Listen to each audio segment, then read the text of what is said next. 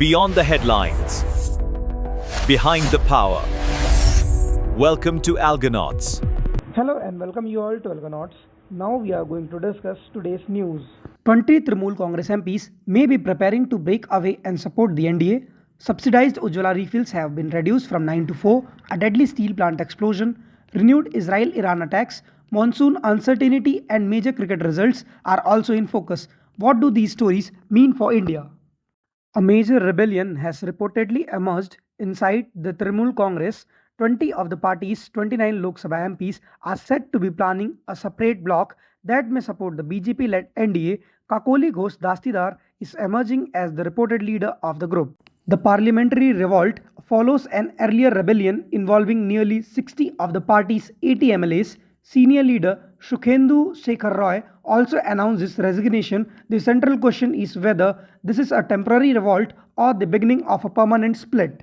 The reported rebellion has revised discussion about a new delimitation bill. Delimitation redraws constituencies and redistributes seats. Southern states were losing relative influence because of lower population growth. Women reservation in parliament and state assemblies have been linked to delimitation. This means the debate is not only about boundaries, it may also affect when reserved seats for women become operational. Leaders of the 23 opposition parties agreed to raise concerns about electoral roll revision, demand the education minister's resignation over examination controversies, and seek an all-party meeting on the economy, but internal rivalries remain a major challenge. Nominations closed for elections involving 26 Rajya Sabha seats, including 2 by-elections. Madhya Pradesh and Jharkhand are expected to see particularly close contests. These elections matter because the upper house can decide the fate of major national legislations. The government has reduced subsidized LPG refills under the Ujjwala scheme from 9 to 4 a year. Around 10.55 crore households are covered. Beneficiaries receive 300 rupees per eligible refill, but support ends after 4th cylinder. After the latest increase, a domestic cylinder in Delhi cost about 942 rupees. A Ujjwala household pays roughly 642 rupees for each of the first 4 eligible refills. Families using more cylinders may face a much higher annual bill.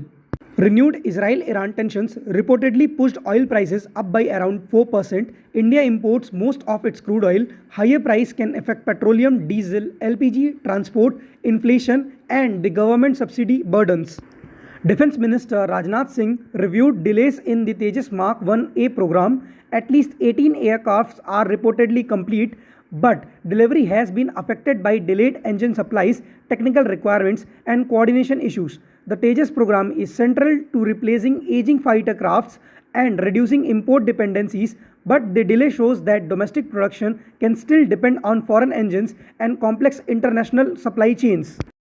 A court-appointed amicus blamed years of municipal inaction for the Sabajuddin building collapse near Saket metro station. Records reportedly showed unauthorized construction dating back to 2012. The report sought investigation, structural audits, and action against responsible officials. Delhi authorities inspected hotels, schools, restaurants, banquet halls, and other commercial sites. More than 45 notices were issued. Inspectors found missing emergency exits, exposed wirings, weak fire system, and buildings operating without proper approvals. 8 workers died and 6 were injured when a ladle carrying molten steel exploded at the Rashtriya Ispat Nigam Limited plant in Visakhapatnam. The dead included 5 permanent employees and 3 contract workers. The cause remains under investigation. The monsoon reached Kerala on the 4th of June and advanced quickly on the map. But between the 1st and the 8th of June, national rainfall was around 11.9% below the long period average. Farmers were warned against sowing too early.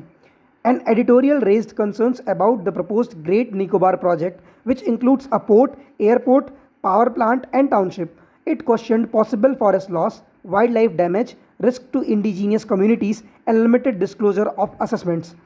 Israel and Iran exchanged fresh attacks for the first time since the April ceasefire. India advised citizens to avoid unnecessary travel, asked Indians in Iran to leave through available transport, and told those in Israel to remain near shelters.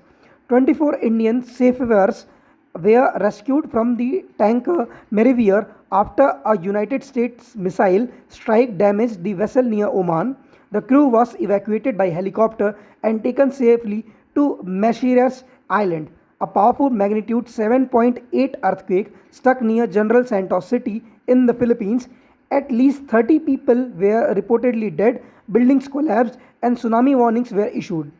India defeated the West Indies by 26 runs in a Women's T20 World Cup warm-up match. Bharti scored an unbeaten 56, Shriyanka Patil took 4 wickets and Radha Yadav claimed 3. These stories are connected by a common question: who is accountable when system fails? Political realignments may change, parliament subsidiary cuts may affect kitchens, safety failures may cost lives, and global conflicts may raise Indian prices. These stories are connected by a common question: who is accountable when system fails? Political realignments may change the parliament, subsidiary cuts may affect kitchens, safety failures may cost lives, the global conflict may raise Indian prices.